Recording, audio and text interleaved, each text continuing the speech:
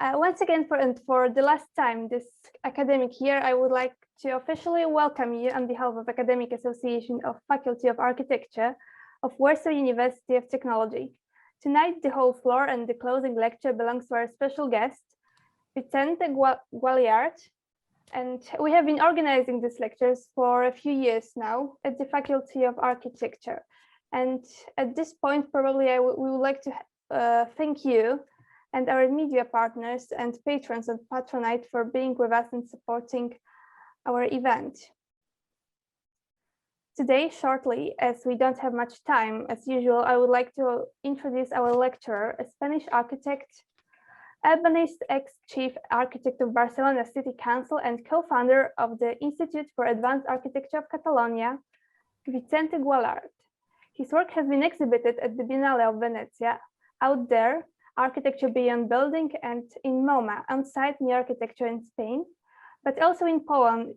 You can Google Wrocław 2012. Moreover, he is also a writer and co-author of the idea of Metapolis, Biocity, and Sociopolis, which is a concept of a new model neighborhood of accessible housing in line with the modern tradition of investigating and proposing new habitable environments that reflect the social reality of the time. Sounds familiar? Project promotes the construction of housing that responds to the needs of the new type of family units in a quality urban setting in which the landscapes are areas, social amenities, and good architecture generate urban excellence. Nearly 15 years later, we are facing the same problem, and Mr. Vincent has just recently won a self-sufficient city competition for the post-coronavirus China. I hope that today he will share with us his knowledge and the concept of a new urban typology, transformation of urban environments via innovation and technology, rehousing and co-housing concepts. So, ladies and gentlemen, without prolonging, please join me and welcome Mr. Vicente Guallart. Please. Hey, thank you very much for the introduction. I would like to thank your invitation. I have a long history of good relationship and many friends from Poland. And in fact, the director of Guallart Architects is a Polish architect that is here, Honorata Hresikowska. And she's a great architect and urbanist. And also in our master program, we have some Polish students. We have one of them here that is Bartek. In any case, I will go with my presentation, where I would like to explain, I would say, several ideas related with my work and with the research that we are doing. Well, the first question is that I live here right now. I am exactly somewhere here. I live in the city center in Barcelona, although in the last month I have been living in another place in the south of Barcelona. So Barcelona is a city that has a long architectural tradition, and something that I have been always interested in the future, because I am also interested in the history. And then architects, we need to fabricate and we need to build something in some specific moment of the history. But obviously our interventions will stay for many years. We are working for the future, but at the same time, we are following the history. And that's why when I was chief architect of Barcelona, I made this drawing, trying to see how in Barcelona we had good representation of architecture from the Romans until today. And we have like different urban typologies. And that's why our goal is to keep inventing the next generation of cities and the next generation of architecture. Barcelona is the city where Ildefons Cerdà made one of the first European plans for the extension in the city that was approved in 1859. And as the result has produced a Champlain that is one of the most vibrant districts in Europe. But also he wrote the general theory of urbanization. So the word urbanization was invented or coined in Barcelona, and I was the editor of the translation of this general theory of urbanization of Cerdà, that, as I say, is the first time that the idea of urbanization was defined.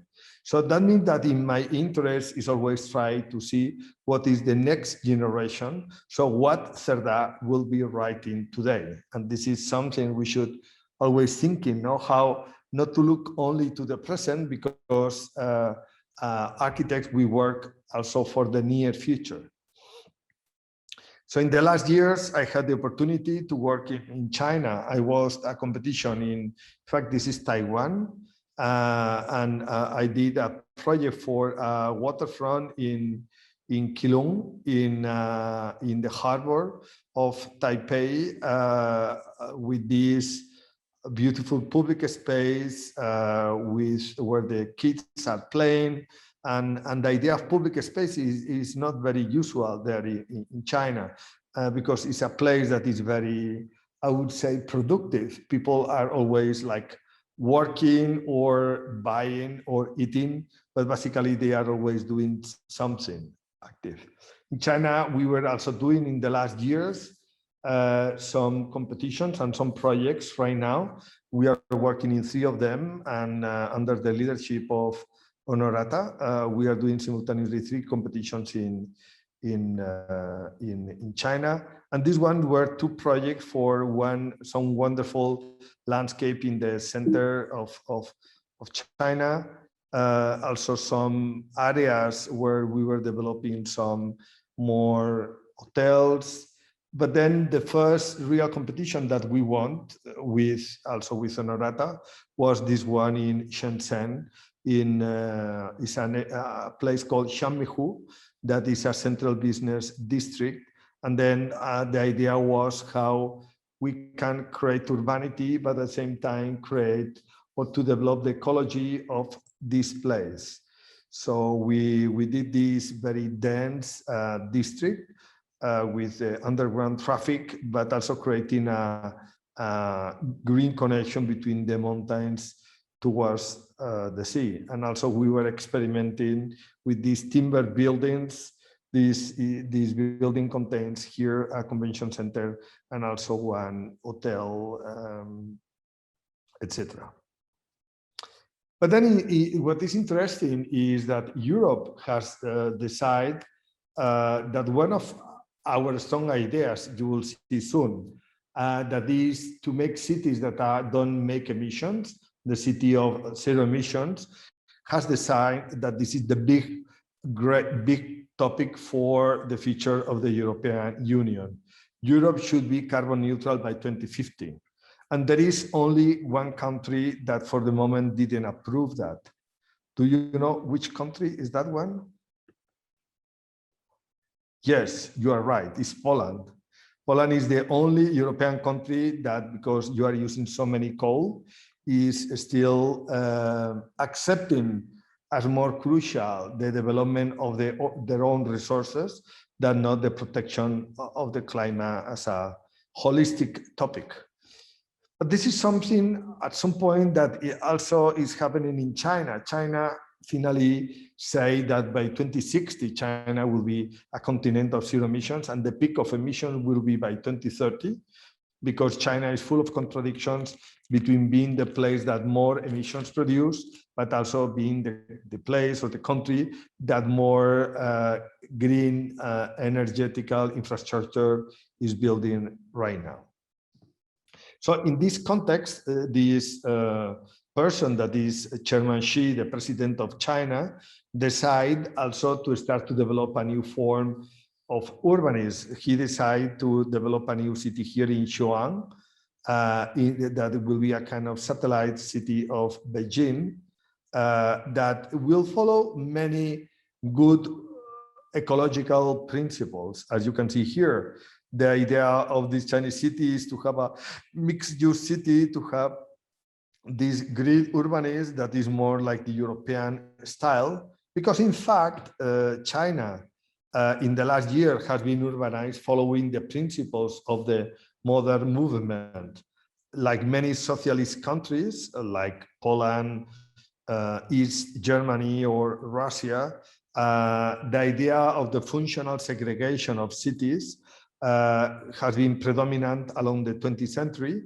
And that's why they have been developing their cities with residential areas with high density, and then some other commercial areas, and then some other industrial areas. So that means that the mixed use city was not predominant in the so-called modern urbanism.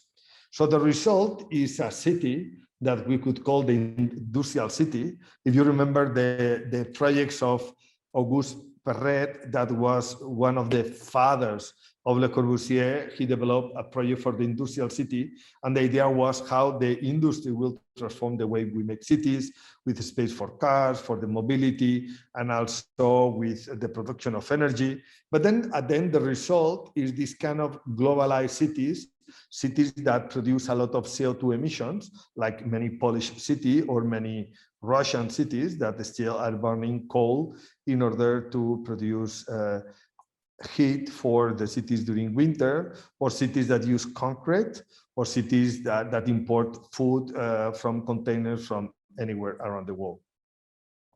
So in front, and this was, I would say, a good idea at the beginning of the 20th century. It was the way Europe was rebuilt. It was the way after the Second World War. It was the way in China there has been growing cities in the last 40 years. But this should not be the way we build in the future. The way we build in the future should be around the idea of the biocities. So cities that they are not destroying the nature, but cities that are growing with the nature. In fact, cities that are becoming natural systems. Cities that, in fact, instead to generate CO2 emissions, what they do is they absorb CO2. This is what the forest does. And obviously the forests are older than the cities. You know, forest has 3 billion of years. Cities has only like 12,000 years. So that means that in the future, cities will be smarter and will be better, but we should really start to define how we do cities that instead to make CO2 emissions, cities that in fact should absorb these emissions. So from that point of view, we were developing in the last years, also with Honorata and the team at Guallart Architect, this biocity, that is a city in Africa that follows the principles of the linear cities. But what they do is that we create a system that is a branch linear city that has some neighborhoods like these ones, and these neighborhoods are fabricated with timber, and also they are mostly pedestrian.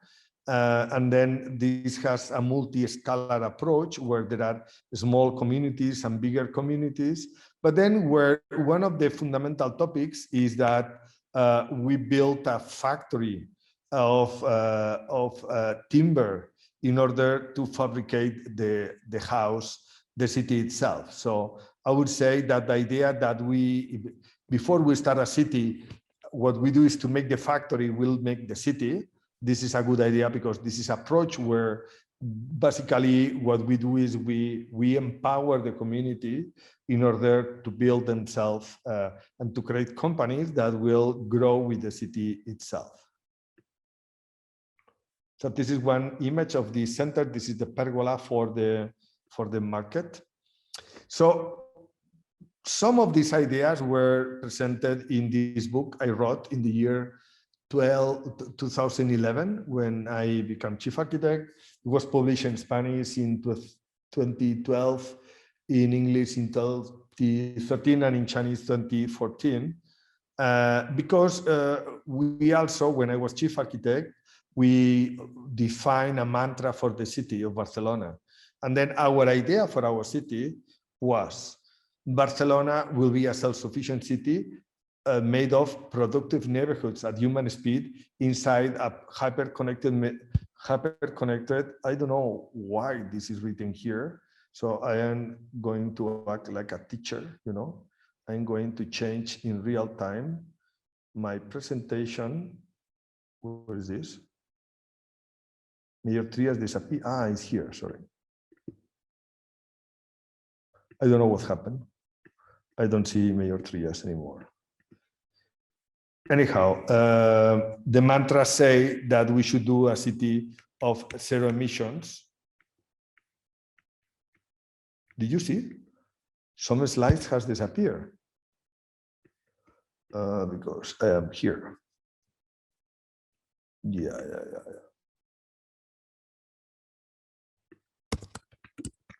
This was the mantra. Yes. So the idea of the zero emissions was something we were working. So it was a joke. If you see, this is a real-time change of the presentation. It was a joke. So as you see, this is an idea we were working many years ago. And then when I was trying to imagine how we should live in the future, then what I wanted was, to really go back to our ancestors and to think what is essential about us as human beings to live. So in fact, during this month in Spain, we have a very hard lockdown where during some months we were not able to allow to go to the street, only to buy some essential things. And some of the essential things was to buy food, because basically the humans, we need very few things to survive. We need food because make energy for us. We need energy to heat ourselves and also to cook, because when we cook the products, then this is what helped also the human brain to grow, because we were able to assimilate easily the proteins coming from the meat. And also we need water, obviously, but also we need tools. We need tools in order to, for example, tools to hunt or tools to cook or so on. So things, energy, and energy and food are the three basic things that we need to live. And that's why we make this diagram some time ago, in order to define that we should be able to produce locally energy, food, and things, while we are connected globally with social, economical, and also knowledge networks. So our idea about globalization was that instead to have a global economy where we send containers all over the world, where we look for the poorest people in order that they make our clothes and they fabricate the thing that we need, and then same by containers around the world. What we should do is we should share our knowledge, and we should even able to buy services globally, but basically we should produce most of the things that we need locally. And this idea was fundamental in order to develop our project in China. You will see now. So our idea was we should move from centralized system of production of energy. So this is like the television. You know, when I was a kid, there was only one channel of television. You know, you cannot believe it, but there was only one television. All Spain was looking only to one television. I'm sure all Poland had only one channel, or maybe two. I remember when there was created the second channel. But today what we have the television, but also we have YouTube. YouTube are many people making contents and publishing the contents, watching the contents, and be rewarded if many people are looking to them. So if we compare the television with YouTube, how we can compare the energy central plants to the distributed system of energy, the internet of energy, where every building produce, consume, and share the energy. So this, if we make another zoom, we'll see that our idea, this drawing is from 10 years ago, where buildings, we were doing the retrofitting of the buildings, proposing to have greenhouses in the rooftop, greenhouses that were producing energy, and also energy producing the facade, some food production also in the courtyards, and also storing the energy in the batteries that are in the cars. So that means that if we transform one block, we can transform the city, making one new layer to the city. We have the physical part of the city, and then we have the metabolic side of the city. So this is an important principle you will see now in our Chinese project. Another principle is the idea of the centralized versus the distributed urban models. Because in the centralized models, what happened is that we live, most of the people live in the suburbia and they try to go to the center to work. So this is what happened in the American cities. And this is a bit what happened in some cities, because the central district is where are the more representative places, the museums, but also the most important administrative buildings and so on. This image is, this is Moscow, but could be Beijing, could be Madrid, could be also Paris. But if we think what is, this is the good representation of the industrial urban model.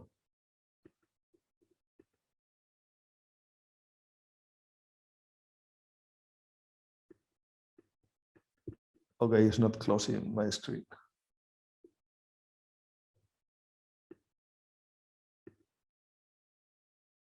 Okay, I should stop sharing and then sharing again.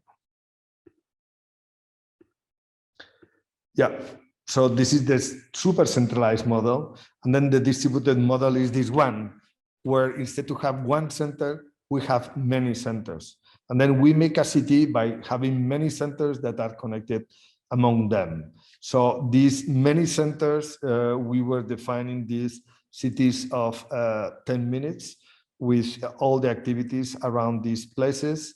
And then what good representation is the idea of the distributed public markets in Barcelona, where you have these markets are distributed around the city, and where you can see this. This is a good place to do good architectural projects, because basically the identity of the neighborhood, the identity of the city is defined mostly with the identity of the neighborhoods, with this kind of very urban infrastructures for the civic activities.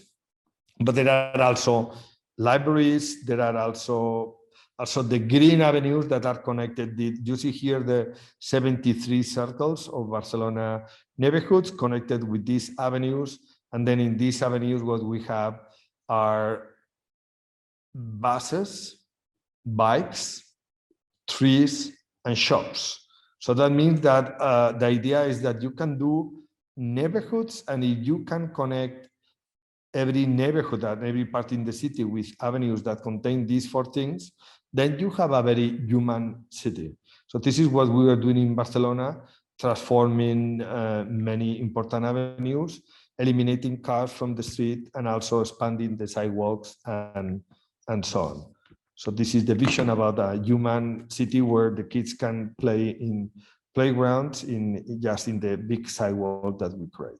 Another interesting projects are the limits of the city, because during many years we decide that we would like to have the right to drive anywhere in the planet. I can take a car and I can go to Beijing by driving, but maybe I am not sure if I will be able to walk.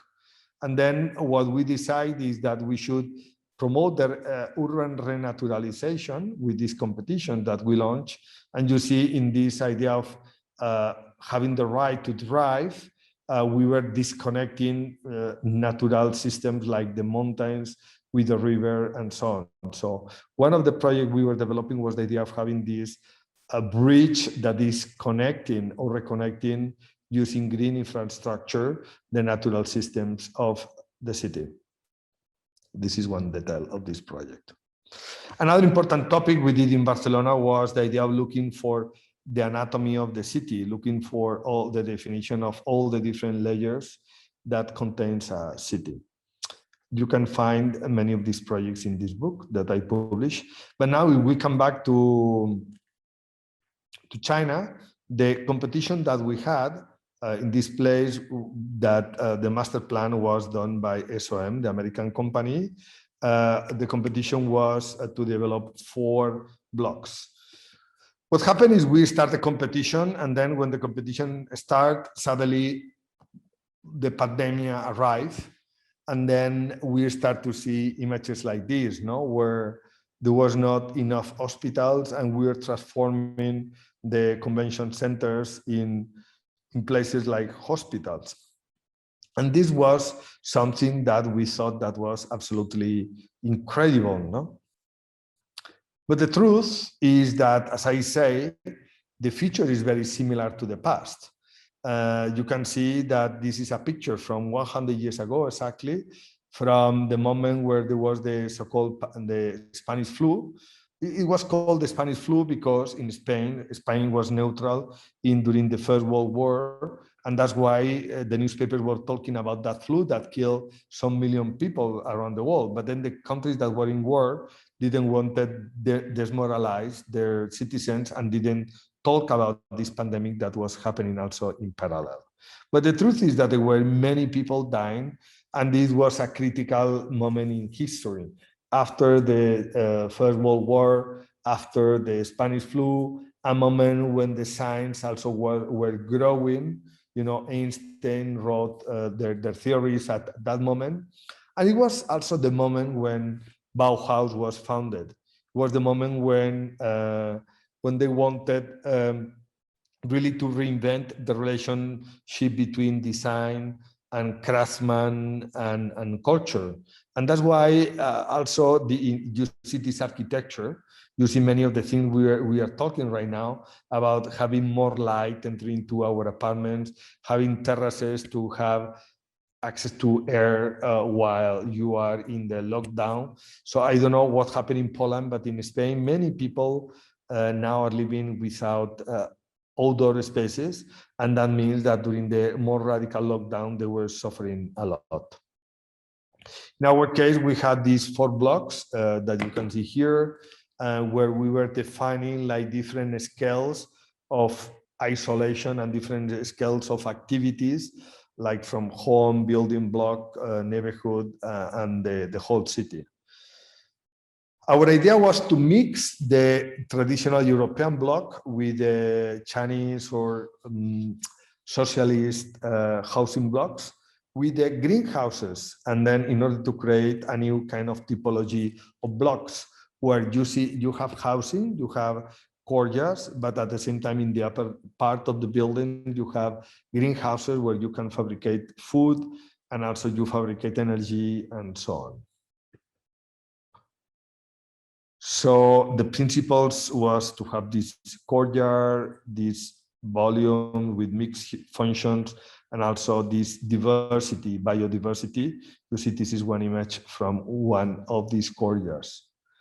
And then what we decided also, we were doing this competition when we were in lockdown. You know, everyone was at home. Honorata was at home. We were like people distributed in different places. Also, we had some our Chinese collaborators that they were working from China. Everyone was at home, and then we were experimenting the situation where people were working or people were teaching or learning, doing digital education. And then we decide, obviously, that this should happen in the apartments of the people, but also we should create some co-working, because the day the pandemic will finish, we could redefine the way we are going to work. Because the idea that you live in the suburbia and you work in the center in offices, somehow this is over. Now we learn that we can work remotely if we want.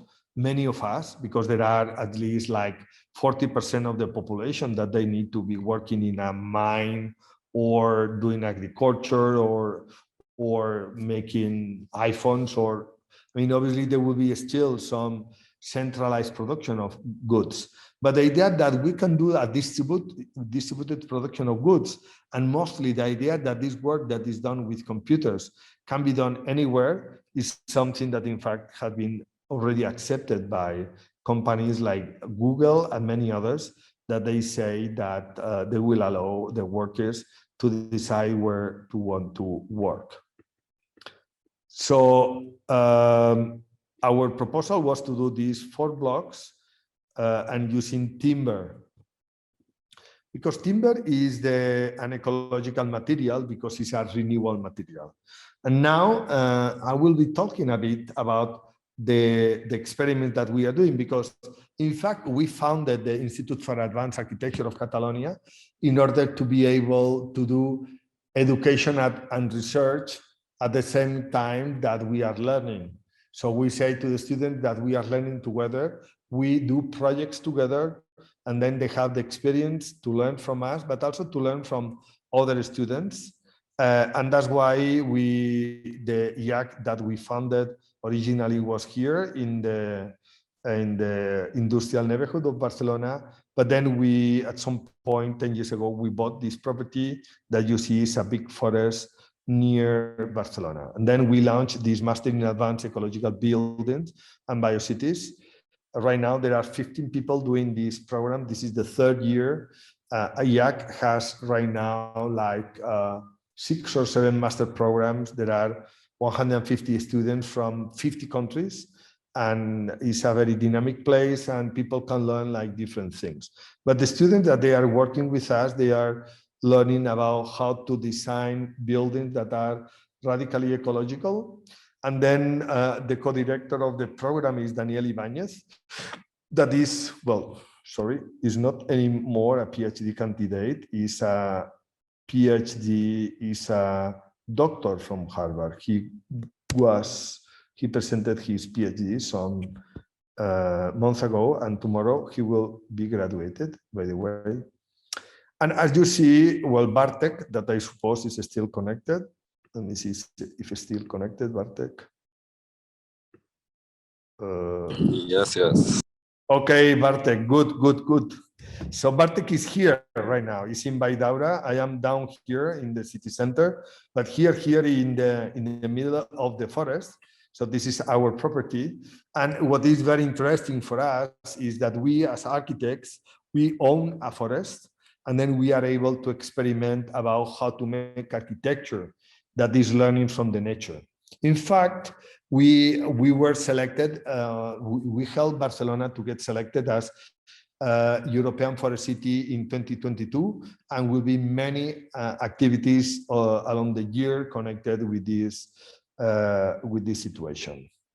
So in Valldaura, we made this drawing 10 years ago, where we were trying to define the circularity in the environment. How more than designing objects, we need to design processes. How we need to think about, in an holistic way, how to manage the forest. From the forest, we can produce energy, or we can produce timber to our buildings. How we manage the water in order to grow food, and then how we protect the forest, because we protect the forest, we will protect the water, and so on. So and then you see here the salamandra. The salamander is an indicator of high level of biodiversity. And that's why we are very much interested in biodiversity and so on. So this is the place where we are developing the master program. And this is an immersive master program. That this is another important thing, because the students are living here. That means that they are not only learning by doing, but they are learning by living. That means that they can have the experience of making things, growing food, cutting a tree, and doing many other things. So about the timber, that is the fundamental part for our construction systems. We have an holistic vision how to move from the forest to the timber, and that's why every year we work with some experts. I mean, and then we do sustainable forest management. I know that in Poland you have a lot of forest. And then forests grow every year around 3%, and that's why if you cut some 2 or 3% forest, you will be able to learn. You will be able to keep alive the forest and to promote the biodiversity and so on. So this is what we do. And then when we cut the trees, we paint them in order to know where they are coming from. Then with some with one machine, we cut and we transform the trunks into this, into wood. Right now, in Valldaura, we cut some trees, we cut the timber. Now the timber need to be drying around 3 months. And then in July, we'll start to build the prototype. So last year we were doing, because we were in quarantine, we decided to do a quarantine cabin. So the challenge that we put the students was every year, students make a construction. So a full size construction. For many people, this will be their first building that they ever built, but they will be building with their own hands. And then you see they cut the trees, they produce the timber. Now with this press, we can produce these panels, or we can produce beams like that. When you do panels with crossing timber, with one layer of timber that is like this, you put some pieces like that, then you put some pieces like that, and then later you put pieces like that. They call cross-laminated timber, because it's timber that is cross, no? And then if you do by layers, and then you do beams that they are longer, but they are composed by many other small pieces. This is called glulam. And then it's a different technique. But basically, we can produce our timber. We learn how to manage the timber, and then with that, we do a design. This year, the project we are doing is a greenhouse. We are building a greenhouse that will allow to grow food, but also will allow to replicate in other places in the city. Last year, this was the prototype the students built, and then this is the final solution, because, well, the exterior, we decide to burn the timber in order to protect it. This is a Japanese technique, and this was the result of the students' work. Always with the students. This is Filippo from Switzerland. And this is Alex from USA. In this house that was fabricated in 2 months, and the design took 2 other months. But all the interesting thing is that we have an application where you can see every small piece of timber, which tree is coming from. Every small piece of this. And that means that we are interested about the traceability, because if you know where things are coming from, then you can decide which is the real value of things beyond the price. This is the New York Times, and New York Times was talking about our timber. So that means that this was feature of one interesting design for the near future. And somehow this is following a tradition with some other project we were doing in the past. With this first solar house we built in 2010 in Madrid with flexible solar panels, and one Taiwanese student here with this interior. This was a prototype we did in 2011 with one electrical car that was charged directly into the facade. We wanted to have these panels, solar panels in the facade. And then these are the CLT cross-laminated timber panels that we are using. And this is a factory to produce this industrialized wood. This is another building was done in Barcelona when I was chief architect, using timber and so on. So in Beijing, we were proposing like different public facilities like this, swimming pool using timber. This is the courtyard with some playground for the kids, and you see here the apartments, and in the upper part are the greenhouses. Some office buildings here on top of the housing. And then we were also discussing the idea of the metabolic system, how we can design a building that can produce things. a building that can produce food or can produce energy. So there are several ways to do food in buildings, because then you can say, okay, this is good, but you can do, because you are in the Mediterranean, or if you are in some tropical places, it's very easy to grow food. But then I was in Iceland. And in Iceland, I see one of the most incredible places I have been in the last years. It was a huge greenhouse that were producing tomatoes, and they have a wonderful restaurant inside. But then the idea of having greenhouses that produce tomatoes in Iceland means that you can, Iceland has this, no? That is a very cold place. That means that you can grow tomatoes in Poland, in Moscow, or in the Sahara. You can make it anywhere. In fact, there are other techniques with these rooftop gardens. This is New York, or these green roof greenhouses, or this is the so-called LED farming. That is a more, let's say, accurate way of managing the light and the nutrients. But in any case, it can be as ecological as if you were growing in the middle of the best land farm in Europe. And one of the best land farm in Europe is in Valencia, the city where I was born. This is a drawing of the water channels that the Arabs made when they were there. Arabs were in Valencia during 500 years. From 711 until 1237. So there were 5 centuries there, and they created some incredible water channel systems. But then when the city was growing, was destroying these channel water systems. But we did a project, and this project that was called Sociopolis, we proposed to make social housing with some special buildings designed by some architects that we invite, and also some big farming areas in the middle of this neighborhood. So that means we were really looking to the irrigation systems, and we were defining the social interactions. And then instead to make grass, artificial grass, we're doing farming systems in the middle of the neighborhood.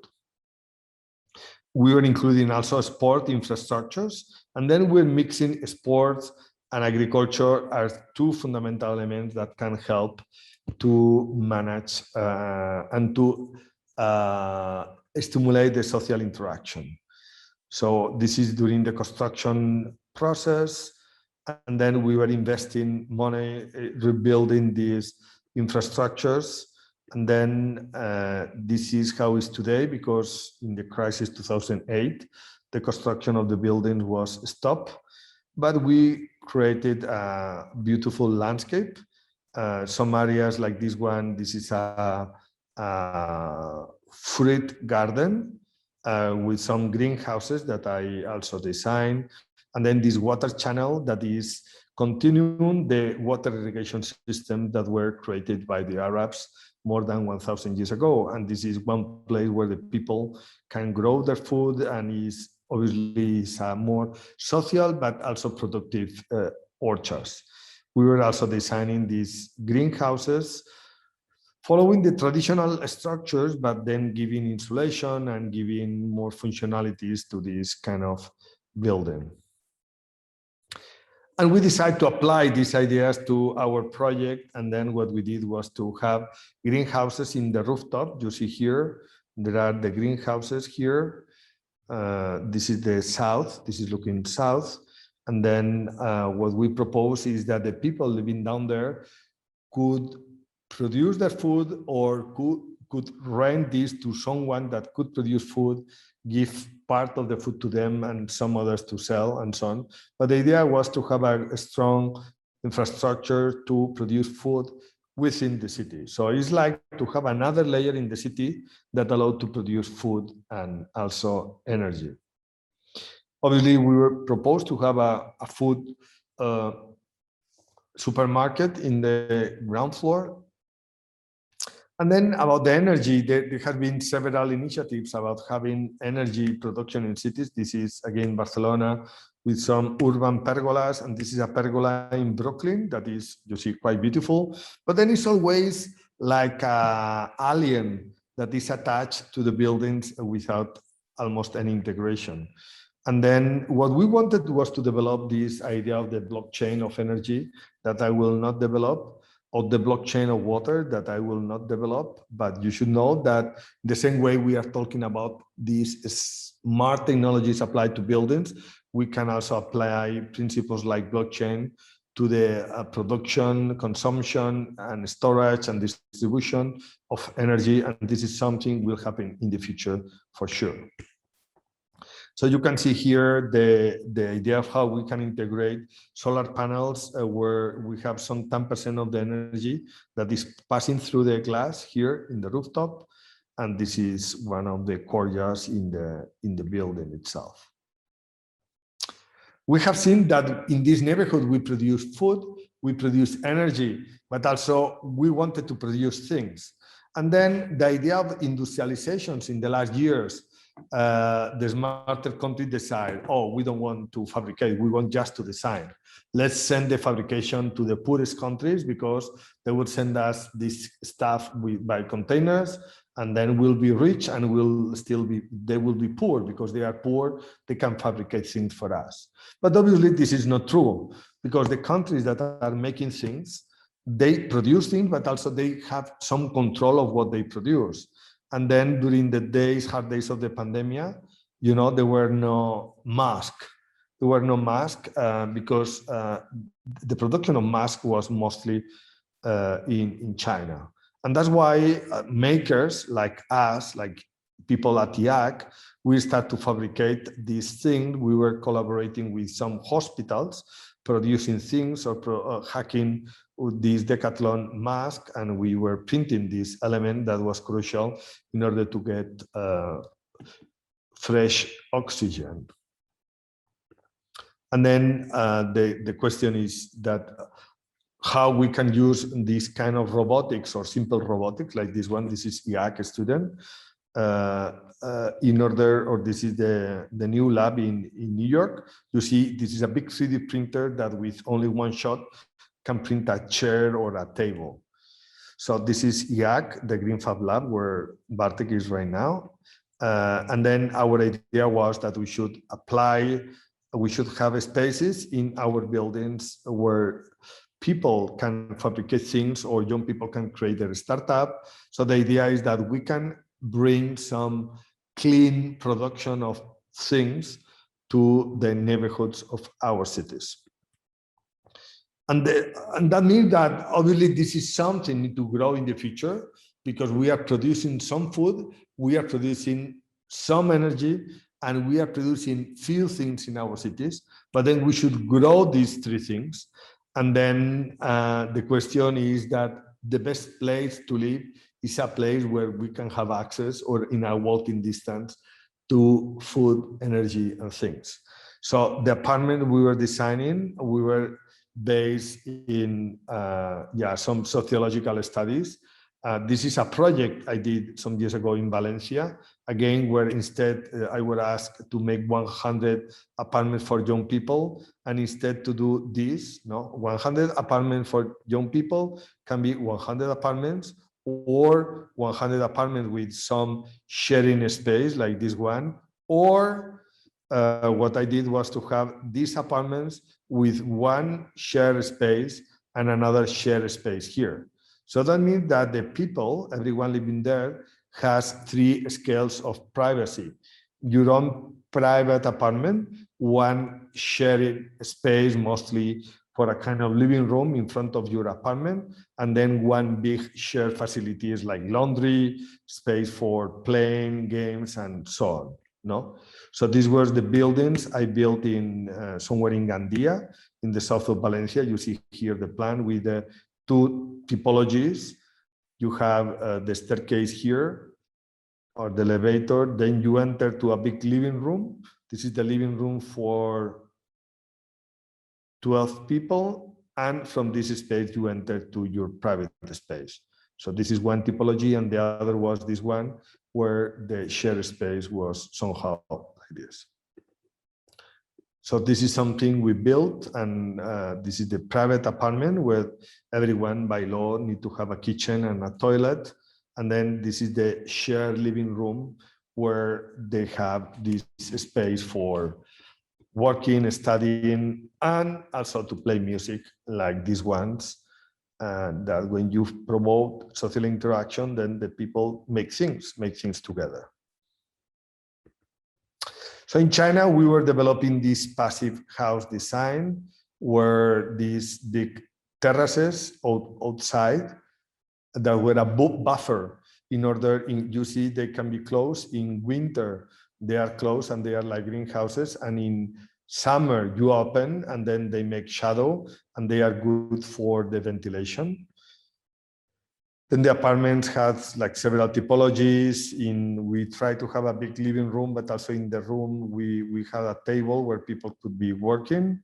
And then in the terrace, this is a place where, yeah, we are doing like me, no? I am doing now a lecture, or people can be working, the kids can be playing, families can be eating. So these flexible spaces are very important for the near future housing. And this is the final result. We were doing also some special apartments here that were like small villas that look like greenhouses, but they are not greenhouses. They are like villas with solar production. They are like that. And also some young people and elder people residents, in order to have like many people from many different social backgrounds and ages in the same community. And that's all. So we won this competition, and now we are trying to make it possible, although we know it's difficult because sometimes the project that you win in China, they will not be built, but we are working hard in order to make it possible. And that's all. Thank you very much.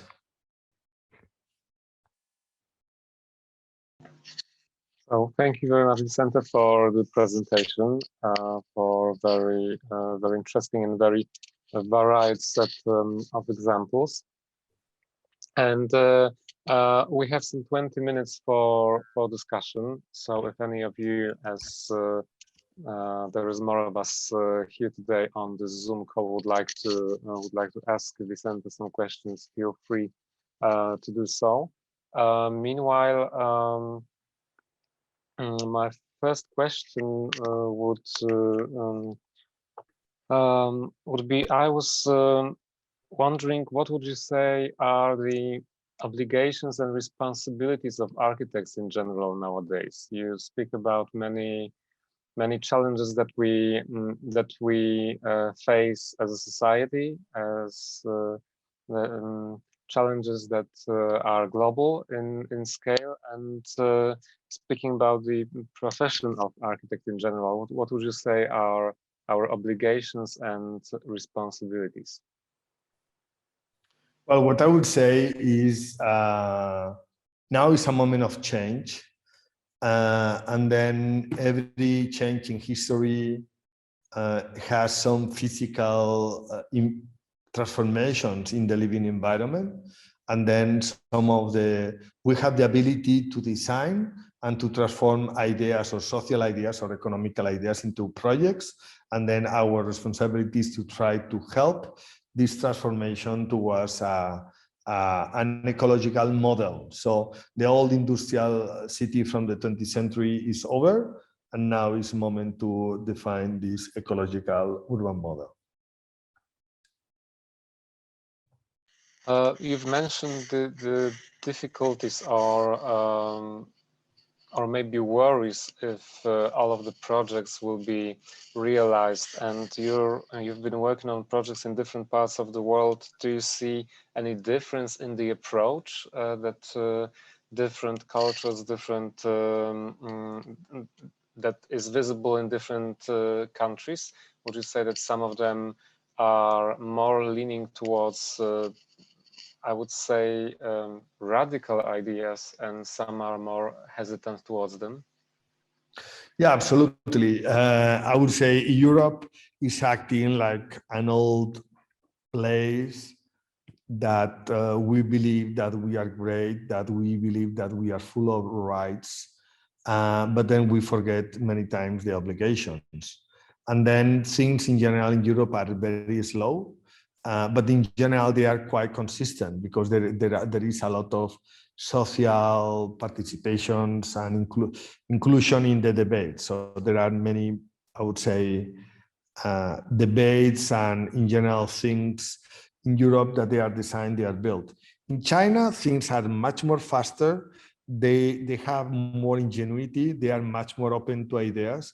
And sometimes these ideas are built and sometimes don't.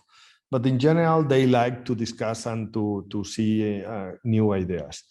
And in Africa, what happened is they are at the beginning, even before the beginning of this discussion about how should be their future. And there are still some countries, for example, China is really taking over many places in Africa, and then maybe they will destroy everything. So this is the typical situation where everything can be destroyed even before they start to decide what they want to do. In America, that you see like different situations, the traditional super capitalistic approach about making things, but also there are some people that are promoting innovation. So yeah, every place in the world is different. When you were the chief architect of Barcelona, I'm wondering, because all of the projects are about building something new and building more. And what do you think about this trend of degrowth, of maybe the approach that maybe we don't need more buildings, maybe we can somehow reuse the existing buildings? What kind of opportunities or difficulties would you see in this approach? Well, you saw in my drawings at the beginning in Barcelona were more about the transformation of existing buildings. Transformation of existing buildings is different to the degrowth. You know, degrowth, from my point of view, is not a good idea in the sense that it's a pessimistic approach about what we need to do. So what we need to do is to transform the way we grow and to transform the way we live. No. So from that point of view, the idea of developing, moving from industrial cities to biocities is something that will transform the way we grow, that will be more ecological, but it's not about the idea of going to zero, to moving yourself to disappear, no? To killing yourself, but this to transform yourself in order to be dynamic, alive, growing, and so on. So the nature, when it's more exuberant, is growing, is more dynamic, is promoting biodiversity. And this is different to degrowing. In any case, this is a very European approach because the rest of the world, this is not happening. You know, in Africa, they are going to be urbanized 1 billion people in the next 30 years. So that means that they are while the Europeans say, oh, don't grow, don't do this, don't do that, the world is doing some other thing, you know? The world is growing a lot because there are many people that they don't have water, they don't live in cities, they don't have a toilet, and then they are trying to live as we live, no? And then this is something really we need to understand. Well, that's true that I guess Europe is the only part of the world that has the luxury of contemplating the growth as a strategy, basically, because considering the rate of urbanization in China, it's a totally different story. And I would say that from our perspective, we can only hope that the approach they have towards urbanization leads towards maybe more sustainable cities in general. Yes. One more thing I was curious about. Some of your projects were mostly made of wood, made of timber, and I'm wondering if was there a point in time when you decided that, for example, all of the future projects will be made of timber, or do you consider other building materials as well? Yeah, there will be many different approach, but the idea of making ecological buildings is really is something fundamental for our near future. You know, in the 19th century, the new material was steel. In the 20th century, you remember Le Corbusier inventing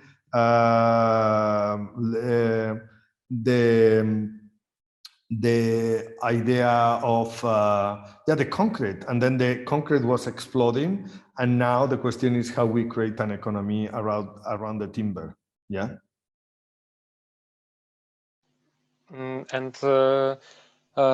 Question that is also interesting to me, because in your work you integrate a lot of research. And what would you say, what kind of research is critical and crucial to the designs that you do? And what kind of research should we as architects incorporate to have better knowledge of what to do? Okay, now I will ask Bartek to reply. Bartek, what are the important research that we are doing? Many different researches about biocities. There were like 14 topics. I don't know if I can remind all of them. And right now the huge research, I would say, was about the greenhouses, the typologies, and also like, I mean, 15, one topic means 15 researches. So we do a lot of researches, I can say. Yeah, about the materials, about the constructions, about the urban transformation, about bringing nature back to the cities, about the deforestation, about the how the nature grow in different places in the planet. So yeah, in order to expand the limits, we wanted always to expand the limits of architecture in order to make architecture bigger, to understand more things, to include more things. And that's why we were interested first in the digital revolution, and now we are very much interested in the nature. And what kind of research would you suggest in order to learn a little bit more about the user? So the needs of the user. You've been showing the example of the student housing in Valencia and the different typologies. And I'm curious how, for example, were the future end users engaged in the process, so to design something that is most suitable to their needs. So what kind of research on the users would you suggest, or do you incorporate into your projects? Obviously, you need to do some sociological research. You need to know who is your client. You need, if you are going to do a project in Africa, you need to know which is the age average, how many people live in a family. You know, if you don't know this, how you can do a design. This is one thing. The second thing is try to be near them, try to talk to them, try to listen to the people that will be the users. And in many cases, if you can develop, when we were working in the city council, we were co-designing and talking a lot with the citizens, because at the end they were somehow the clients of what we were doing. No? So it's fundamental to have this sociological approach and to have some expert that can give you more ideas and more things, no? And how can you convince, for example, the citizens that your approach towards change in a city is the right one? So, for example, you've been mentioning that that people had this idea that they had the right to drive, the right to park, and many cities are moving into a totally different direction, banning cities and banning traffic from the city centers. And how can you such changes are oftentimes are met with negative response from the citizens. So how to convince them that in the end effect it will be better for them?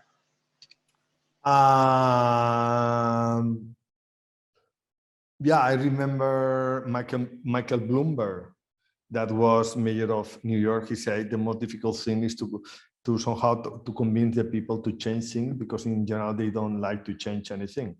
And then even if you want to change things for good, every change is suspicious, no?